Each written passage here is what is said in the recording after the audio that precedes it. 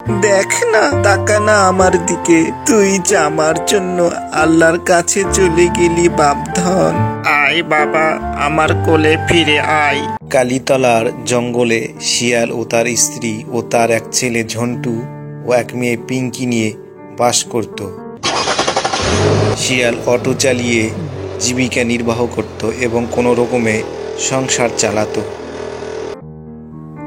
মা, আমা, 3 দিন পরেই তো ঈদ। মা, এবার কিন্তু ঈদে আমার নতুন জামা লাগবে। আমা, বলো না, আমায় এবার নতুন জামা কিনে দিবে।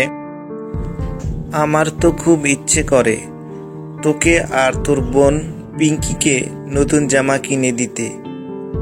আমাদের যে অভাবের সংসার, নুন আনতে পান্তা ফুরাই, নতুন জামা পাবো কোথায়? তবে তোরা চিন্তা করিস না, তোর বাবা এখন অটো নিয়ে বাইরে যাবে, তোদের জন্য নতুন জামা কিনে আনবে। সত্যি বলতেছ মা? আমাদের দুজনের জন্য বাবা নতুন জামা কিনে আনবে?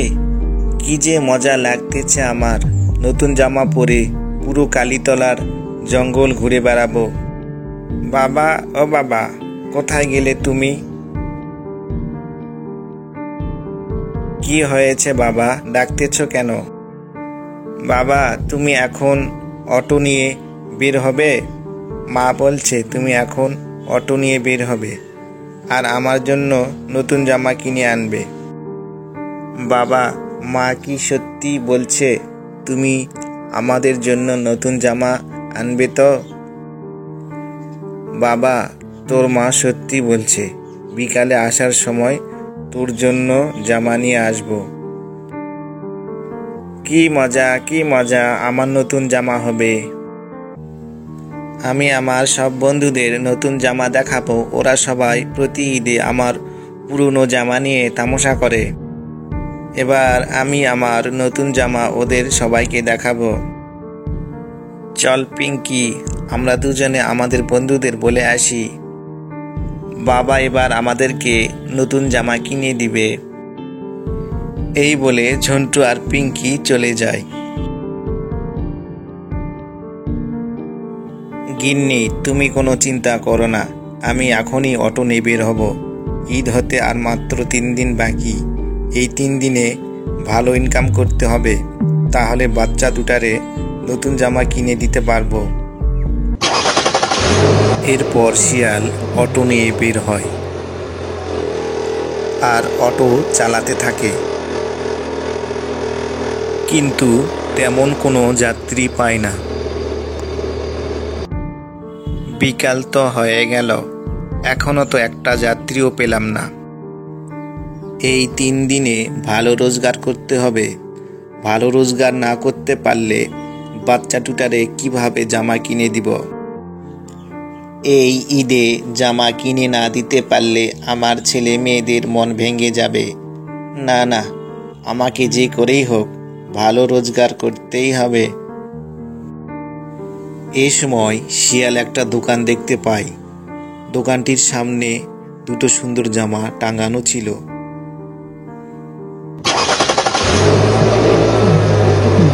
কি সুন্দর জামা দুটো! জামা দুটো আমার ছেলে আর মেয়ের সাথে বেশ মানাবে। এই এখানে কি চাস? পাক ভাই, এই জামা দুটো কত টাকা? জামা দুটো তো অনেক সুন্দর। জামা দুটির দাম 1000 টাকা। এত টাকা দাম? এই জাদু, টাকা নেই, জামা কিনতে আসছে। যা যা, এখান থেকে চলে যা। এরপর শিয়াল সেখান থেকে চলে যায়।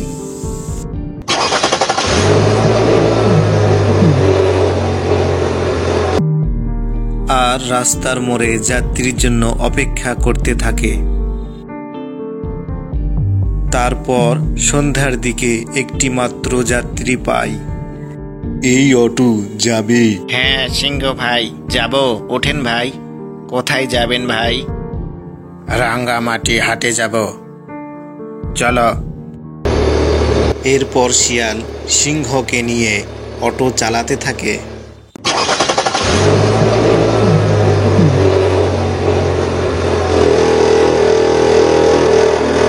আর আরে ভাই, এত ধীরে চালাচ্ছ কেন? তোমার কি শরীর খারাপ? একটু জোরে চালাও না, রাত হয়ে যাচ্ছে। হ্যাঁ ভাই, চালাচ্ছি। নেও, এই টাকাটা নেও। তারপর শিয়াল সিংহকে নেমে দিয়ে বাড়ি চলে যায়। তারপর সকাল হলে শিয়ালের গায়ে জ্বর আসে এবং অসুস্থ হয়ে যায়। গিন্নি, ও গিন্নি, কি সর্বনাশ হলো! কালকে তো অটো চালালাম, তেমন কোনো কিছুই রোজগার করতে পারলাম না। আর দুদিন পরেই তো ঈদ, বাচ্চা দুটারে কি দিয়ে জামা কিনে দেব? মা, ও মা, তুমি বাবাকে বলো চিন্তা না করতে, আমি তো আছি। আজ সকালে আমি আমার বাবার অটো নিয়ে বের হব। কি বলছিস ঝন্টু, তুই পারবি এত অল্প বয়সে অটো চালাতে? তা তুমি কোনো চিন্তা করো না মা, তাছাড়া দুদিন পরেই তো ঈদ, অটো না চালালে টাকা পাবো কই, আর জামাই বা কোথায় থেকে কিনবো? গিন্নি, তুমি নিষেধ করো ঝন্টুকে অটো চালাতে। কিন্তু ঝন্টু তার মা বাবার কথা না শুনে অটো নিয়ে বেরিয়ে যায়। তারপর শিয়ালের ছেলে ঝন্টু অটো চালাতে থাকে। পথিমধ্যে এক যাত্রী তাকে ডাক দেয়, এই অটো কাশীপুর যাবে? হ্যাঁ চাচা, যাবে, ওঠেন চাচা। এরপর ঝন্টু সিংহকে নিয়ে অটো চালাতে থাকে। বয়সে ছোট ও অটো চালার অভ্যাস না থাকার কারণে ভালো মতো অটো চালাতে পারে না। ঝন্টু আর একটুখানি হলেই অপর একটি অটোর সাথে লেগে দিত।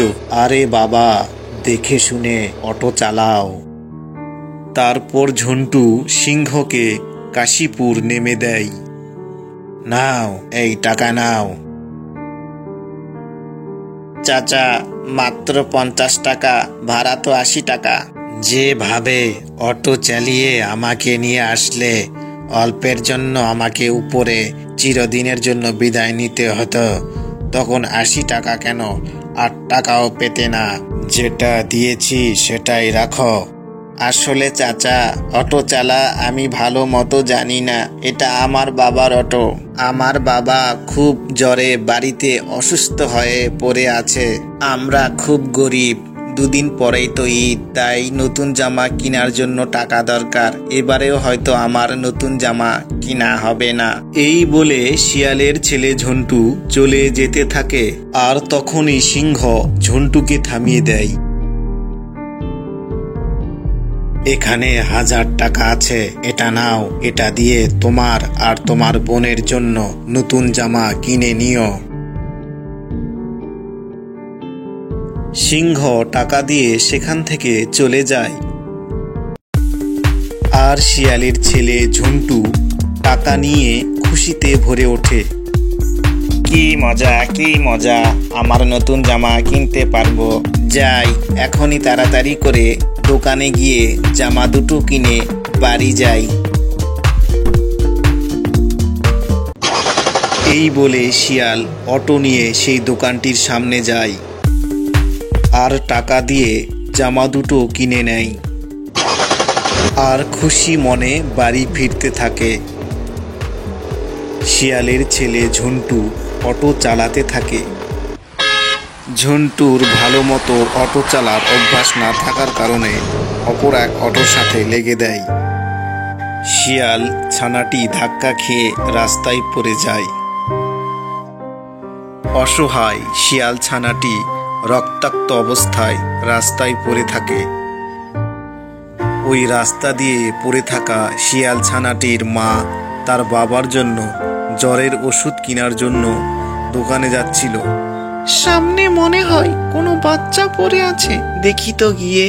এরপর শিয়ালনি ছেলেটার কাছে চলে যায় আর কাছে গিয়ে অবাক হয়ে যায়, কেননা এই শিয়াল ছানাটি ছিল তার ছেলে। শিয়ালনি তার ছেলে ঝন্টুকে মৃত অবস্থায় দেখে কান্নায় ভেঙে পড়ে। সে কি করবে আর না করবে বুঝতে পারে না। এরপর শিয়ালনি ঝন্টুর লাশটা নিয়ে বাড়িতে চলে যায়। কি হয়েছে গিন্নি? ও আল্লাহ, আমাদের ঝন্টুর কি হয়েছে? ও আল্লাহ, আল্লাহ, এটা হতে পারে না। এই দেখে শিয়ালও হার্ট অ্যাটাকে মারা যায়। এই ঝন্টু, দেখ, তোর জন্য তোর বাবাকেও আমি হারালাম। দেখ না, তাকা না আমার দিকে। তুই জামার জন্য আল্লাহর কাছে চলে গেলি বাপধন। আয় বাবা, আমার কোলে ফিরে আয়।